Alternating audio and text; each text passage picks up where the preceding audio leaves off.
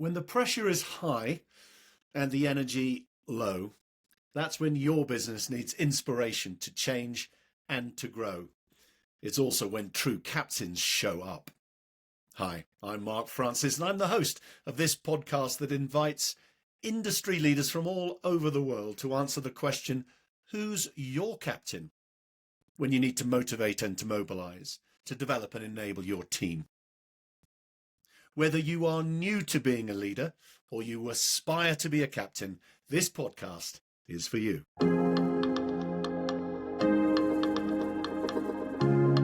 Welcome everybody to Who's Your Captain? And today I'm delighted to have Professor Damian Hughes here. Damian, welcome. Well, thank you for having me, Mark. It's a real privilege to be online with you. So thanks for the invite. And I've got to tell a story straight up because I was in Geneva Airport this morning, flying back to London. Oh, wow.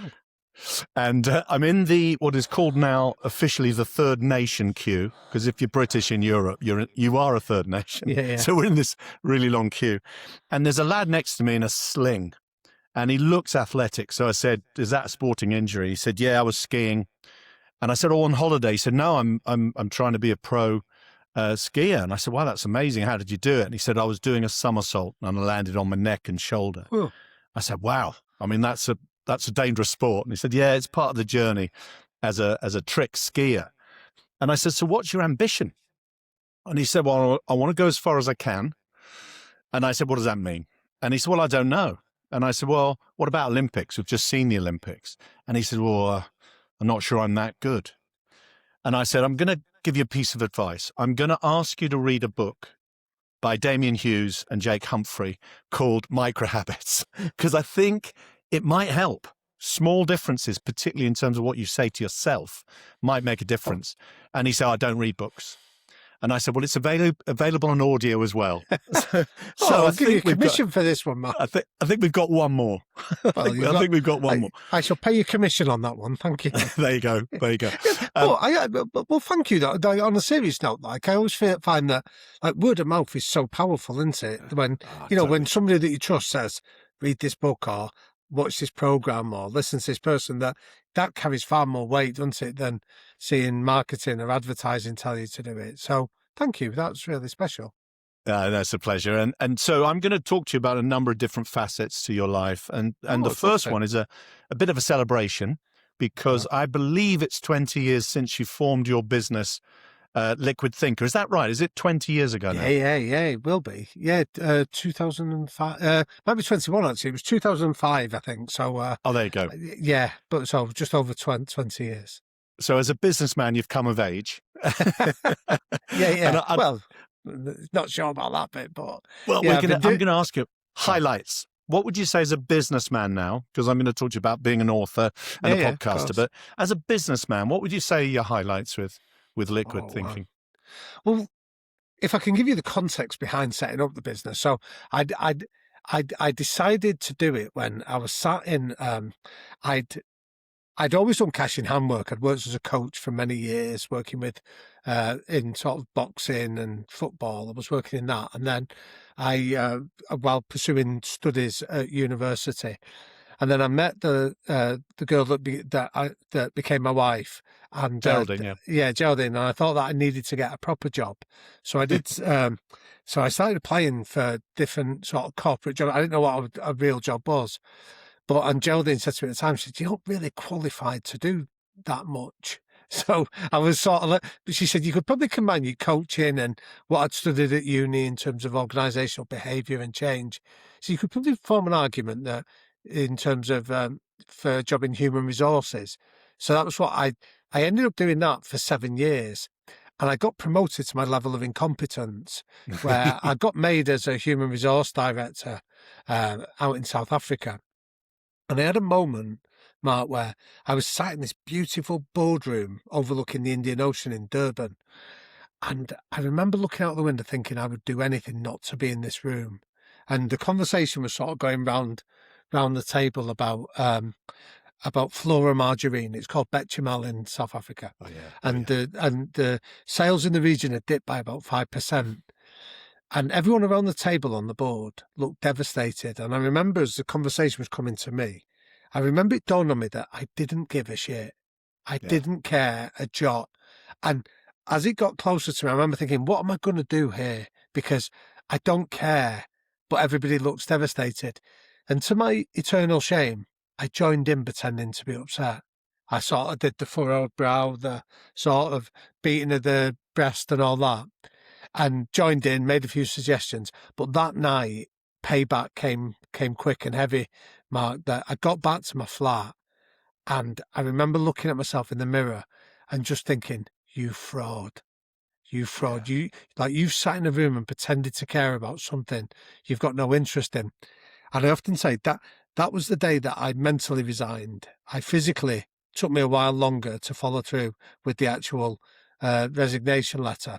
But that was the day that I decided I needed to go out and work for myself. But the reason that 18-month period between knowing it and doing it was I was frightened to death that I'd sort of allowed myself to get really comfortable in the corporate machine. So, you've got the final salary pension, I had a company car, I was getting well paid, and I had all these things that had made me soft. And the idea of going and working for myself, having to sort of go and get the work, secure it, deliver it, I was frightened because I wasn't sure I'd be able to do it. So the reason I sort of give that context is I think just starting it was a highlight for me, because I remember I'd been for years when I worked in the corporate world, say they give you a company car and that's amazing. And I used to go, I'm not bothered about that. Doesn't matter to me. I never had one before. I don't need it. The day they took it off me, Mark, I felt bereft. And that's quite a strong term to use, but I was ashamed at how upset I was. And I was equally surprised at how seduced I'd become and not known it.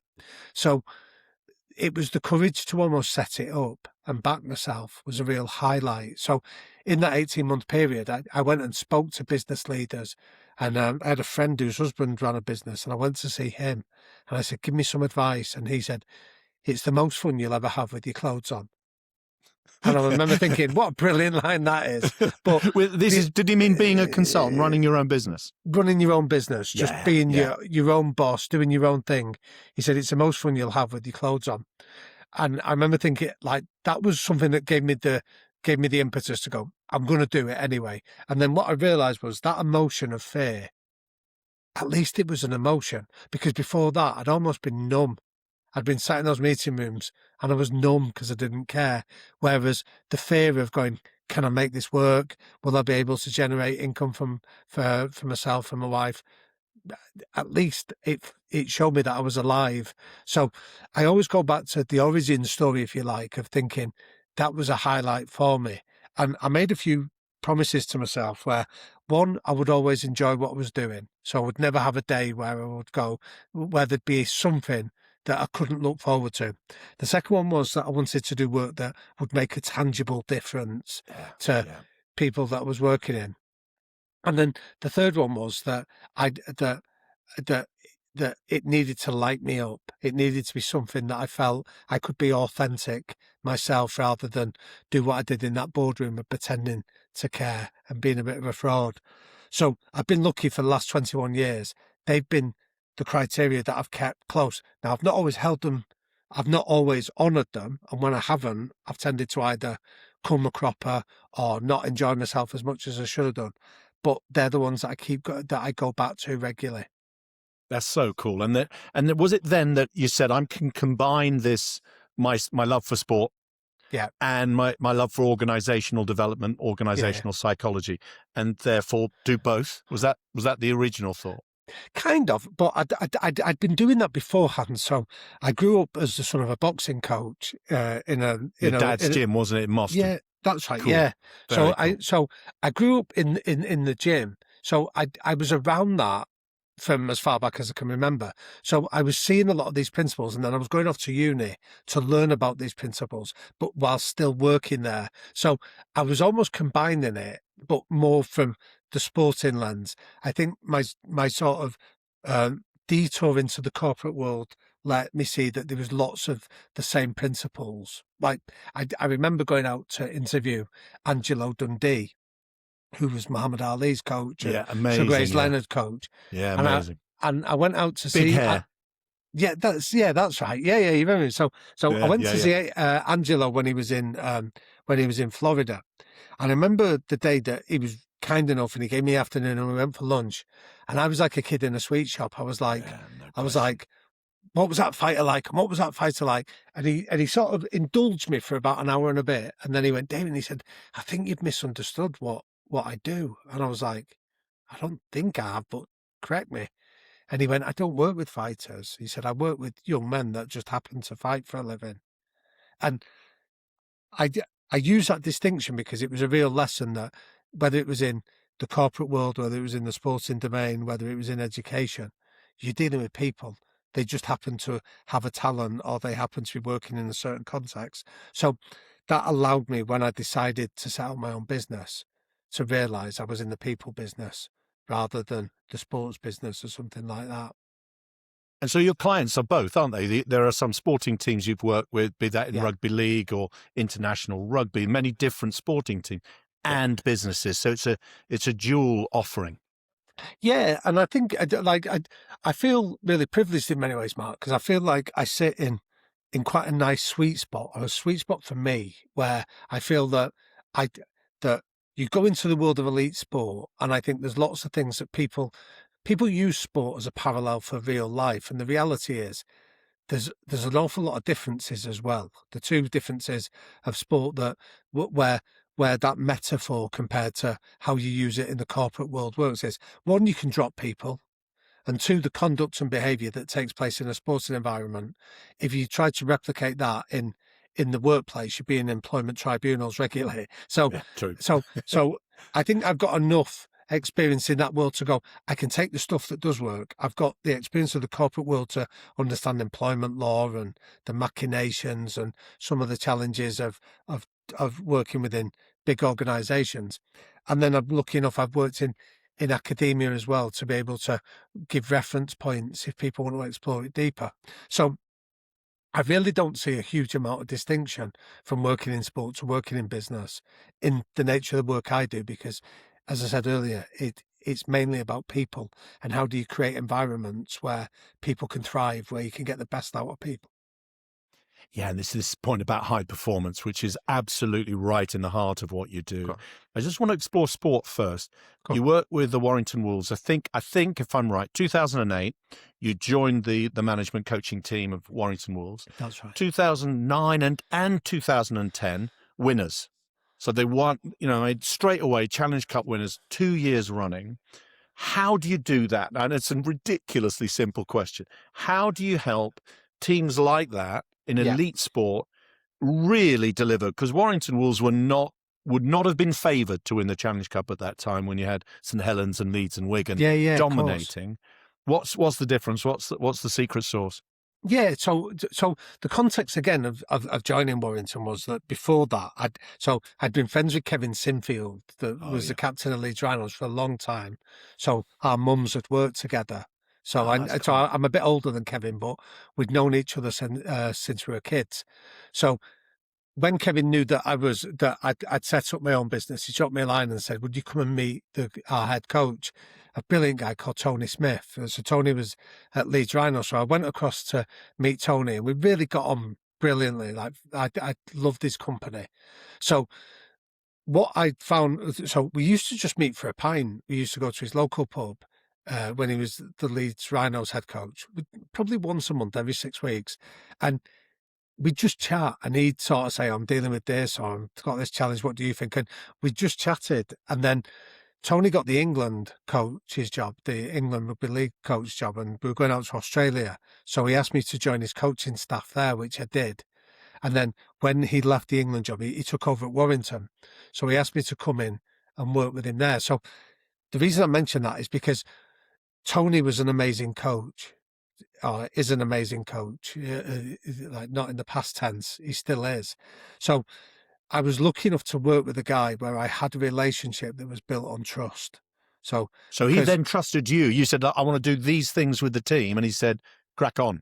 Yeah. So Tony said to me once, he said, it takes an awful lot of trust to put another voice in front of a team when he's the guy with his neck on the chopping block. So the reason I mention this is because we'd been friends for 2 years prior to going into Warrington. So we had this relationship built in trust. So when we went in there, he was, Tony joined on his own. He didn't bring any assistance at that time.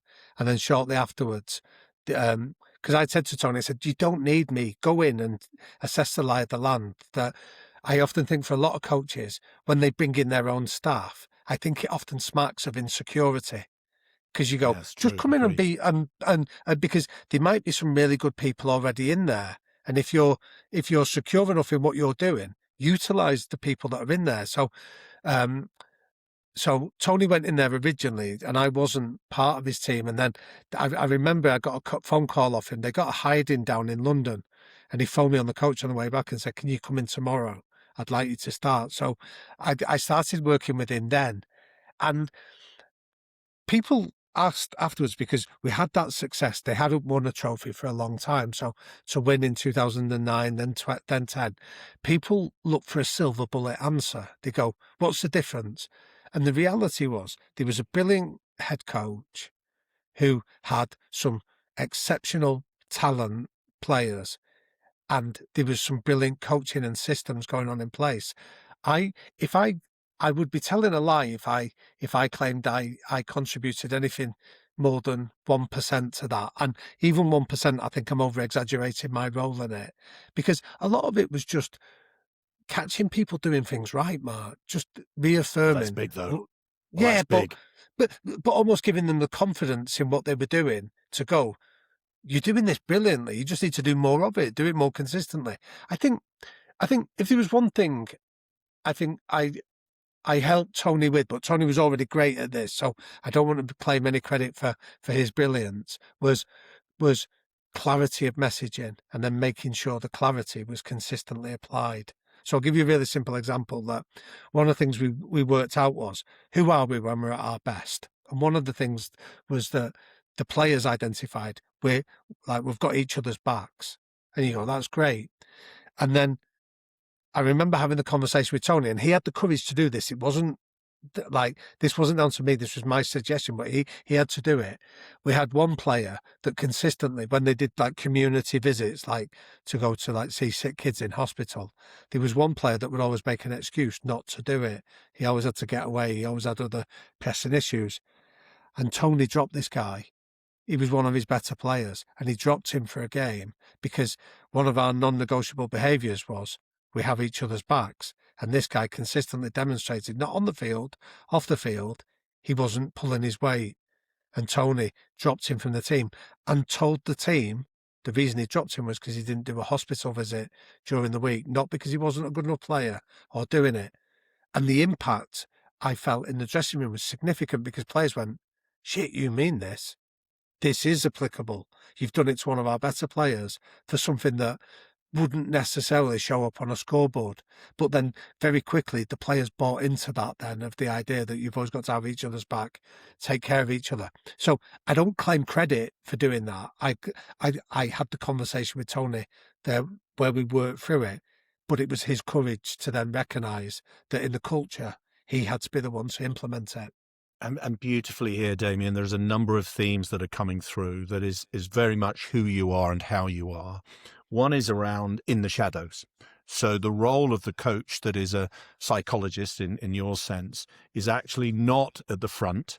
It's actually a second voice or a third voice, reiterating the voice of the leader, but also picking out key behaviors that are good and bad and emphasizing the good, and then calling out the bad, or helping the coach call out the bad. So that lends itself to MICROHABITS, which is your latest book, isn't it? What are the, and I love the way you say this right at the start of the book, small, simple, quick, easy to apply, that make a massive difference to the whole, to the team, to the high performance of the team. Tell us more about MICROHABITS. Well, so everything that we talk about is all behavioural led. If you want to change, if you want to change where you are to where you want to be, it requires you to change behaviour. But behavioural change isn't some big seismic leap into the unknown. It's often a small tweak to what you're already doing. So I start the book by recounting a story about when I worked with on the England team. So when I told you, we went out to Australia in the World Cup, and we arrived on our training camp in the Gold Coast, and I didn't know a lot of the guys because I wasn't from a rugby league background, and Tony had brought me in. So we get there on the first morning in training, and Tony says to me, one of the coaching staff went down sick overnight. Would you help out? And I went, yeah, of course. What do you want me to do? So he said, we're going to start with tackle practice. Just get one of those bags over there and go over. So I've not registered what he said. No, bells. Yeah, now you're thinking far faster than I did because I wasn't thinking this. So I pick it up and run over naively thinking I'm going to help out. I sort of position myself into the stance that I'm watching the other coaches do. And then realised they put the England captain, Jamie Peacock, standing opposite me. Right. This guy's 6'7", carved out of granite. Right. He's one of the most fearsome players in Super League at the time. And he's sort of pawing the ground, waiting to run full tilt at me. And that was a moment that I thought, oh shit, I've been set up here. I've been set up. This is my induction. This is where I get smashed, everybody laughs, and then they feel like they can include me in the group. So my stomach's churning and like I'm feeling disenfranchised, upset, sort of frightened in many ways. And Jamie comes flying at me. And as he's doing it, I notice that everybody stops because this is the fun bit now. We're going to see the new guy get battered. And as he's running at me, I realised I'm holding my breath. And Jamie sprints full tilt and then, just at the last minute, sidesteps and avoids me. Now, the air that came out of my lungs, man, was like... the relief.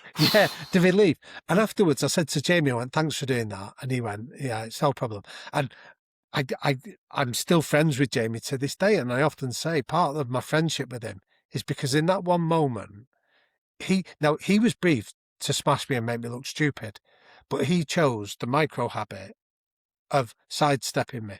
Because when I asked him why, he went, well, he said, I divide most of my life into easy and hard habits. He said, so an easy habit is just to run full tilt at you and everybody laughs at you. The harder thing is to sidestep you. Because in that one moment, he made me feel that I was valued, that he respected me, that he cared enough about me, not to humiliate me. So you see, my engagement with the team and feeling what I could offer went from feeling zero to feeling like I was all in. I was 100% in at that moment. Now, that one micro habit could have led to me feeling disenfranchised and thinking, I've really got nothing, that I want to be part of this.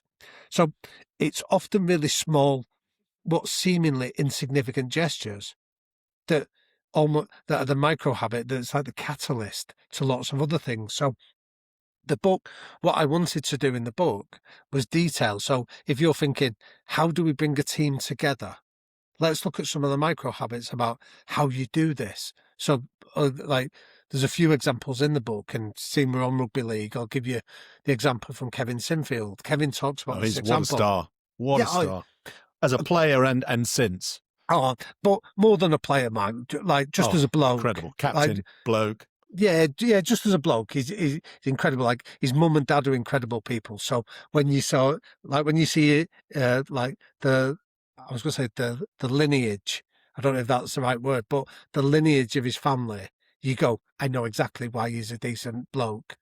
But Kevin tells this lovely story that he said when he went on a trial match when he was 10, he said he looked around at the other kids on the trial and he went, he's faster than me, he's better than me, he's stronger than me. And he realised that he thought, how am I going to make a difference in this team?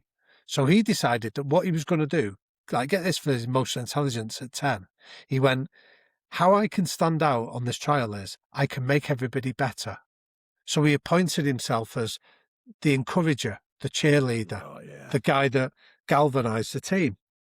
And he said, I ended up getting picked on the basis that I encouraged everybody else to be better than they would. And he said, and I made that my micro habit for the next 20 years of a career of just literally being the guy that's constantly encouraging and nurturing and cajoling.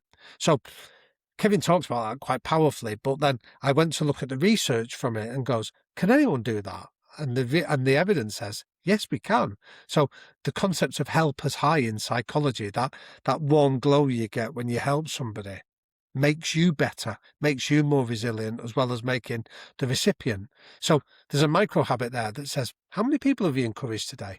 How many people, when you've walked into a room, have you just, that phrase I used earlier, Mark, about catching people in rather Doing than something catching them right. out? Yeah, that's brilliant what you've done there. Love the way you did that, the way you opened it. So there's micro habits all around us that you go, like, there's another one. We interviewed Chris Voss, the FBI hostage negotiator. Yeah. Seen And that in podcast. Yeah, bro. yeah, and Chris talks about this idea of empathy saves time. So he says when he goes into like a high stakes hostage negotiation, he said most people are like, get in there and sort of make demands, tell them leave the weapons, walk out. And he goes, no, I'm good. That's not what I'm doing. So he walks into the situation, and his first question is, Mark, how are you? Are you okay? This can't be easy for you. Whatever circumstances that have led you to take these people hostages must have been tough on you. Tell me about it. And he says, and most people listening to this conversation, like, what on earth are you doing? Get in there, make demands, get on with it. Yeah. And he goes, trust me, empathy will save time.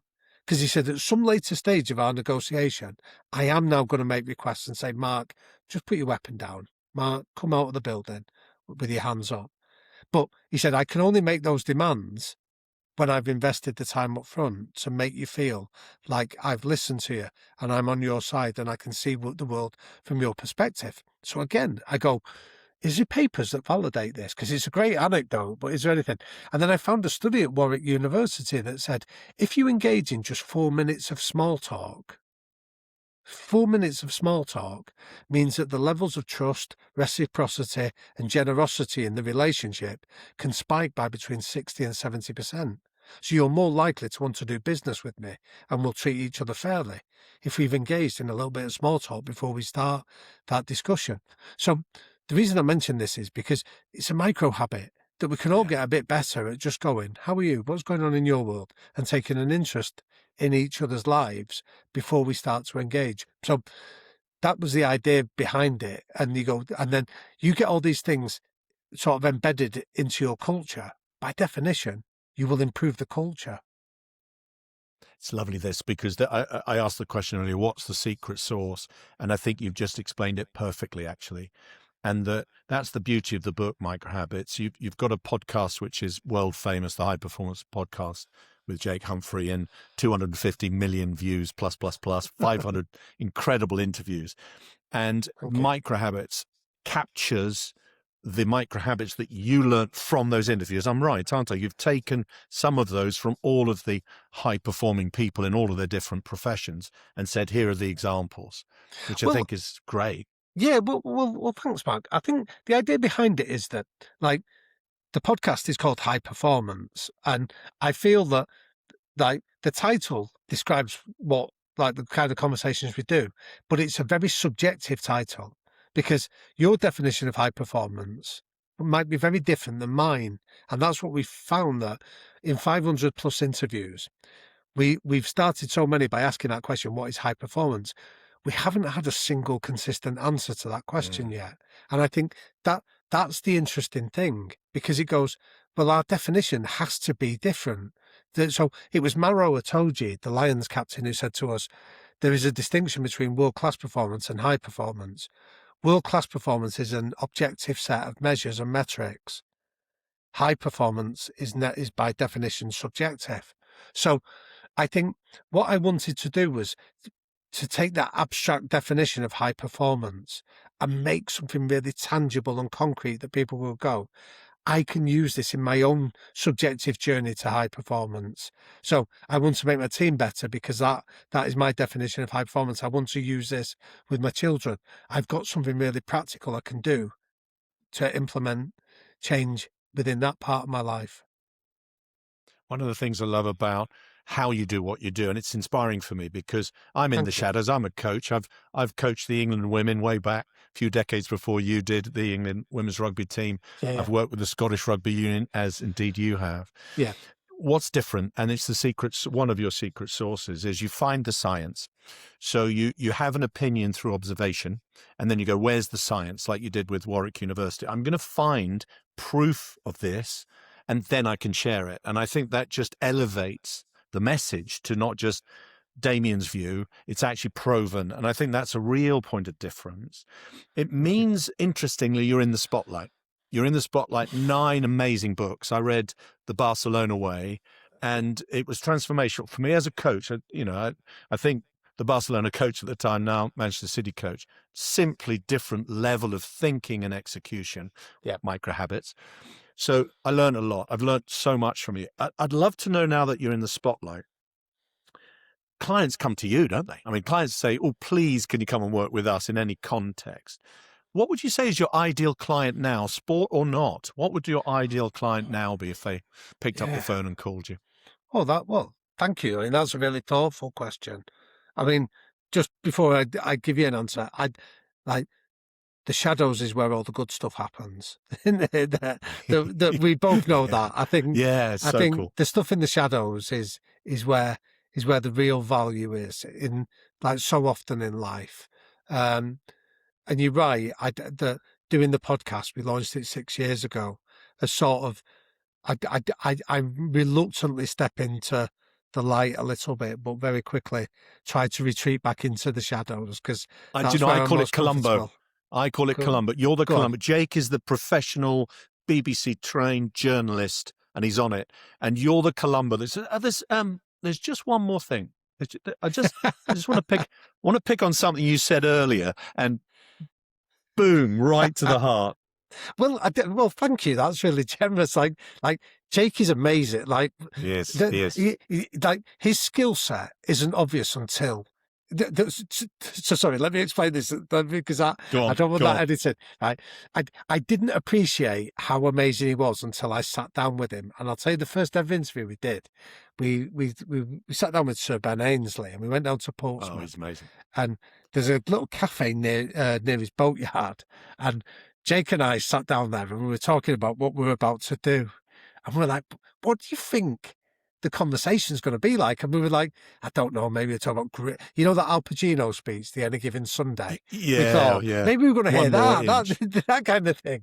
And then we sat down, and even at that moment, like, Ben sat on the sofa there, I'm sat next to Jake, we've both got microphones in hands, and I've got no idea what I'm doing in terms of recording a podcast. Like, I'm not polished as what you are now, right? But I'm sat there and I've got the microphone in my hand, and Jake goes, are you okay? And I went, yeah, let's start. And the best analogy I can use, Mark, is that, you know, when you stand on the platform of a train station, and there's a train that's not stopping, and it whips through, and all the air sort of gets sucked out with it, and the ground shakes a little bit.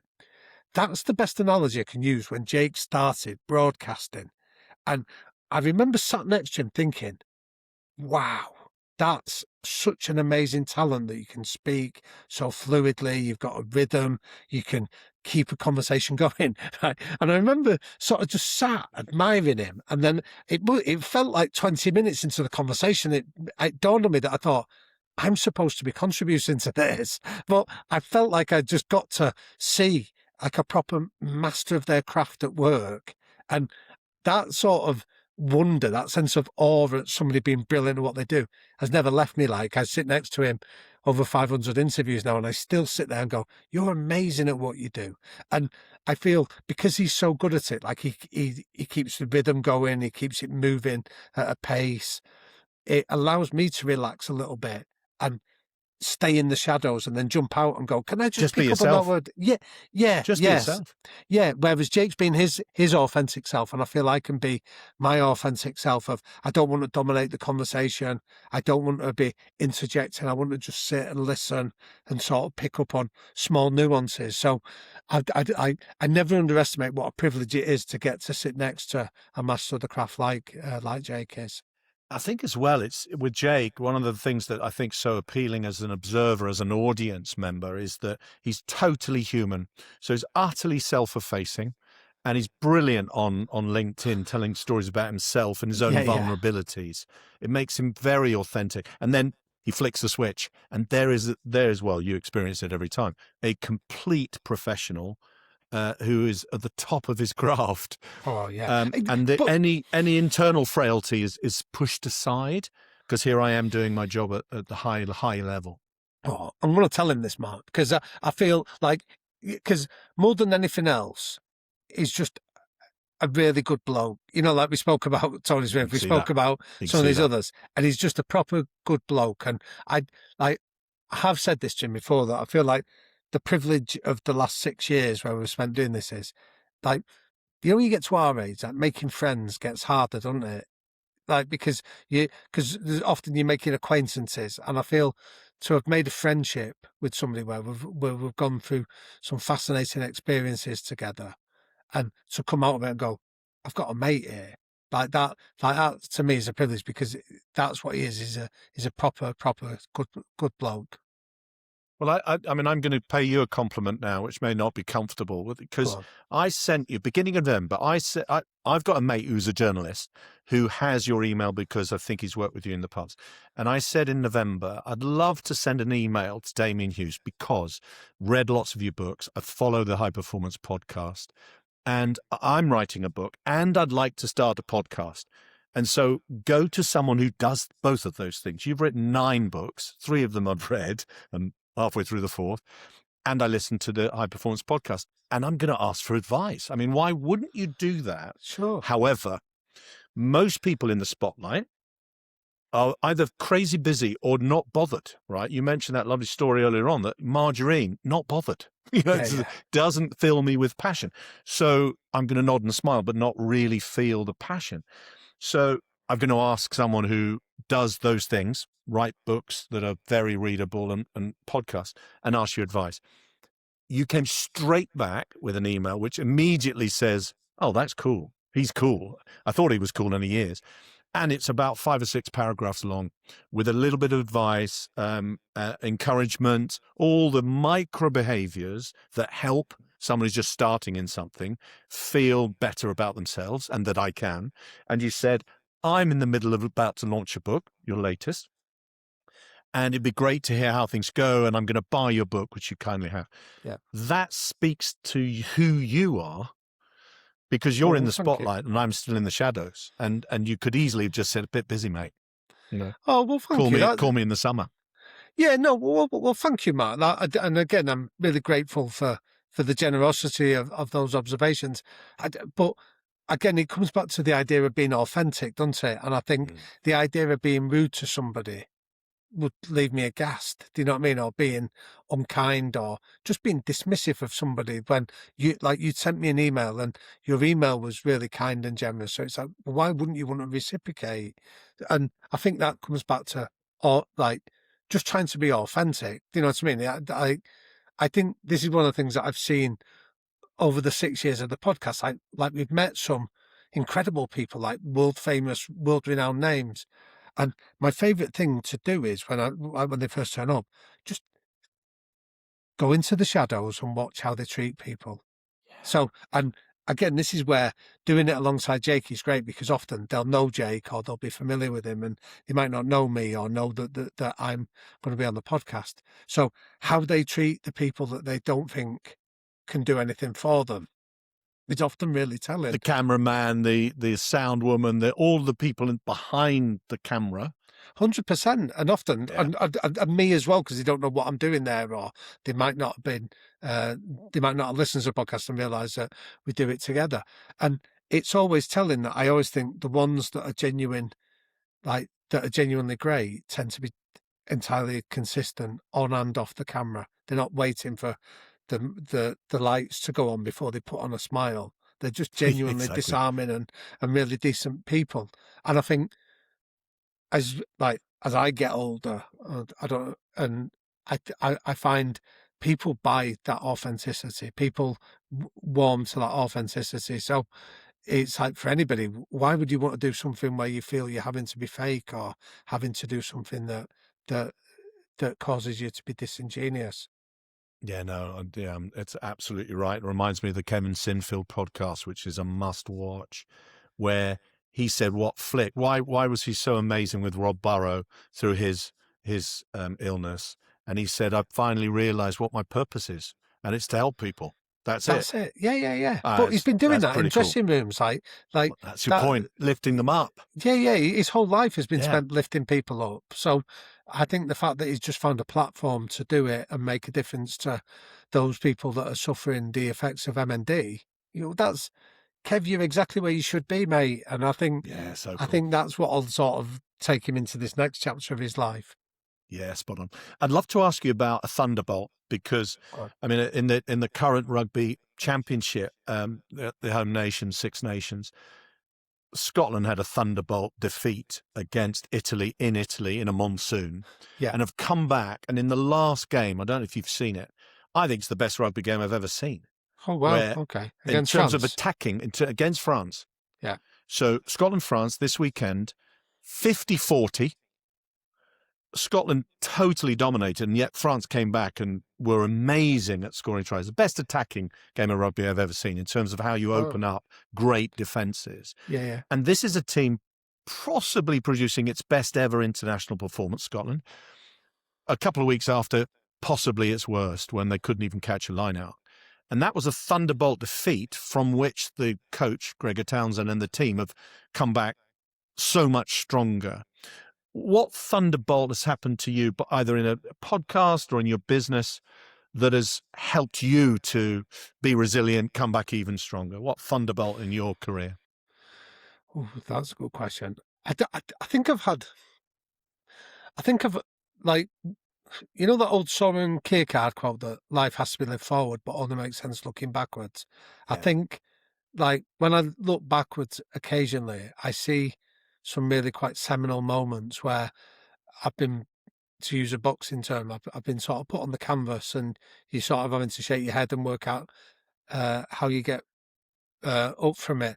I think when I worked in the corporate world, apart from that moment discussing margarine, I ended up getting quite seriously ill, Mark. There was a period when I was helping run some factories over near Liverpool, and it really caught fire within me because I could see that I had the ability to execute my ideas, and then you could measure it and see it made a difference quickly.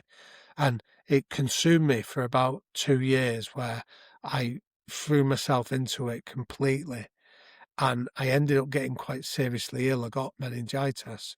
Oh, Um, and when they were doing the lumbar puncture, I got blue lighted into hospital, and when they were not good. doing the lumbar puncture where they put the needle into your spine, my girlfriend phoned up my boss at work and told her that I was quite seriously ill. And the first question my boss asked was, is it contagious? Do we need to shut the site down? And it took 48 hours for her to phone back to check whether I'd survived the night. And Wrong first question. yeah, well, it is. And for a while I was bitter about it, because I was like, I've given my everything here. I've thrown myself into this, and I've turned phones around, and that's the most you can do. And then when I sort of allowed that anger to subside and when I reflected, I realised that I'd misinterpreted the deal, not her. That to her, it was about numbers. It wasn't about people. And and I'd misinterpreted what our arrangement was. I'd layered on a level of meaning to it that wasn't necessarily understood by other people. But that was a big catalyst for me to eventually resign and set up my own business, because I thought I want to do something that where that sense of meaning, that passion that I have, is understood by others, where rather than in a relationship that feels one way. So that's certainly been the case there. And then I think in terms of working for myself, in the time that I've been doing it, there've been a couple of working relationships where I've walked away from them when it would have been lucrative or it would have been advantageous to stay in them. But again, that moment of feeling that it was a one-way relationship has given me the courage to sort of bury my ego a little bit and walk away from them. That I worked with one coach who my job was to almost be in the shadows, to be the guy that's sort of guiding and steering from the back. And when I went and offered an insight, the coach told me to fuck off. And it wasn't done in a casual way. It was fuck off. Yeah. And He meant it. yeah. Well, I resigned the next day. So I went and spoke to the coach and said, our relationship can't continue. And he was like, why not? And I said, well, you only ever have 2 occasions in your life to tell me to fuck off, and you've used one of them. And I can't be around it. That you can't ask me to do the job of being another pair of eyes and ears for you and to have your back, and then when I give you that information in what I felt was a discreet and sensitive way, you reject it in such a dismissive manner. So I think that moment in the factories when I got seriously ill has been a big informant of those thunderbolt moments in my life where I've walked away when I don't feel like I'm being treated with respect and courtesy. Yeah, that's a great example of Thunderbolt because Thunderbolt was not just meningitis; it was how you were then treated as a result by your business. I'd love to spin that to the positive and Go on. say you're in that lovely position in your career where you're being very successful. 9 amazing books, a phenomenal podcast. You're a visiting professor at Manchester Polytechnic. Everything's going well. The kids are healthy. All good news. What's the big next step? What's your big dream now? What could be the next big thing for Damian Yeah, Hughes? well, I'm in that. I've started to learn to embrace the discomfort of not knowing, Mark. And if I explain that, I think for many years I've almost like I've grown up in the boxing gym, right, where if you have a success, you train like a challenger, not a champion. So you have that Marvin Hagler mindset of you train even harder, you double down on your efforts when you have a degree of success. You've got to show your hunger, you've got to show that you're relentless. And I've grown up like that for 50 years of my life. And that comes at a cost as well, because I think sometimes the burnout, that ability to switch off, that ability to almost pivot and make a different decision is almost impeded by that willingness to stop.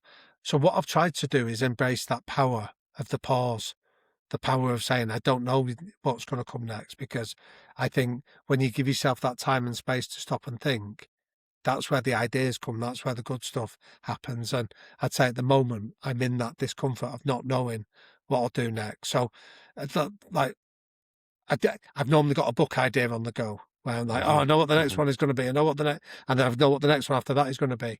And I've decided to not do that, not jump into the next project, but just enjoy this period of not knowing and allow thoughts to bubble up. So the honest answer is, I'm trying not to have anything new to go at, because I feel I'd be repeating what I've done in the past rather than challenging myself and being creative.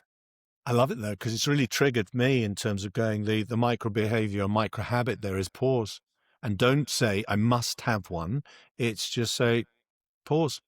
And let's see what the creative brain can come up with, because it might come up with something very surprising and very good. Well, in the book itself, like there's a chapter I wrote on the interview we did with Joe Wicks, the PE influencer, and the physical exercising guy. And Joe has this lovely line that resonated with me. I'm sure it will for you as well, Mark. He said, "A flower doesn't bloom all year round."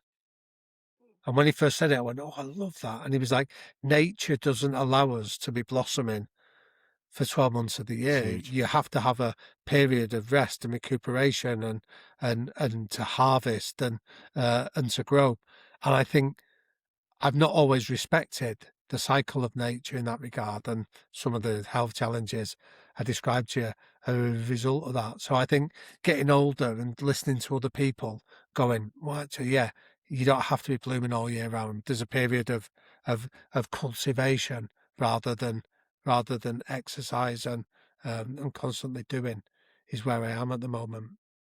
What a brilliant way to bring to conclusion this podcast, because what triggered in my brain just listening to you was that brilliant film called Being There with Peter Sellers. And he's just a gardener. He's just a gardener. And the family that he was a gardener for died, and he's left in the house, and he's left the house in their will. And he's just a simple gardener. And in the film Being There, he suddenly becomes this guru that is put on television and is asked the big questions. What should the president do now? Right. Well, after the spring comes the summer. Oh, genius. Oh, amazing. Wow, this guy's incredible. So your story about and we cannot be as a flower, as a plant. We can't be blooming every single day. It's a real message to me because I'm generally on it all the time, and some micro behaviors that I'm learning from your book will help, I think. So Well, massive honestly, thank you. I think some of it might. Like, if I just go back to that point, that I was talking to my brother about this at the weekend. That like, so as a Manchester United fan, we grew up with like in the Alex Ferguson era, right? And that, like, one of the things I used to admire about Ferguson was that he'd go, "Oh, when you win a trophy, you start planning the next day for the next trophy," and that idea of constantly never resting, and marry that up with the messages from growing up in a boxing gym is it sounds really compelling, that idea of you constantly hustling, you foot to the pedal. But as you get older, you go, well, that's also ridiculous. Do you know what I mean? Like, and then when you start thinking about it, you go, Alex Ferguson had plenty of periods where he didn't win anything the next year. He had lots of other interests. Do you know what I mean? Like for the Yeah. boxing champions, yeah, they did. They burnt brightly for a short period of time. So I think I'd never stop to question this idea of you constantly on, you'd never stop and do it. But I think it's also it's a sickness in our society. I think it's a really unhealthy message that we can give out to people, that you're always on, that you never stop, that relentlessness is key. And high performance, you have to give your body rest, relaxation, proper intake. Otherwise, you simply cannot stay at high performance. It's a physiological thing, not just a mental thing. I remember talking to Jake about it, like, because obviously he sort of worked in Formula One and he's passionate about it. And quite early on, he was telling me about it, and I was like, and this is the observation of an ignoramus for that sport. But my point was, surely the Formula One race is won in the pit stops, not on the track. Do you know what I mean? Like, it's the team that manages to change the tyres, the ones that manage to recharge, Quickest. the ones that do all that most effectively are the ones that give themselves a chance of being there when the checkered flag's waved. And I think we sometimes talk about that on the podcast, of the pit stop moment. You need to almost stop the running to go and give yourself a moment to stop, reflect, learn, adapt, and then go again. And I think we all need that. And I think sometimes we, in our sort of 24/7 hustle culture, we never acknowledge the importance of that. It's a brilliant final message. Damian, thank you for your energy and your insight. It's been a magical podcast. Thank you.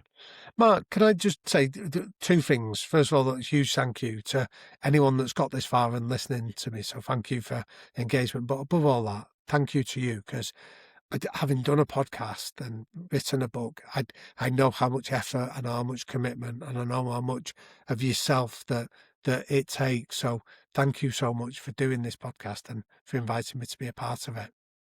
Real pleasure. Thanks, mate.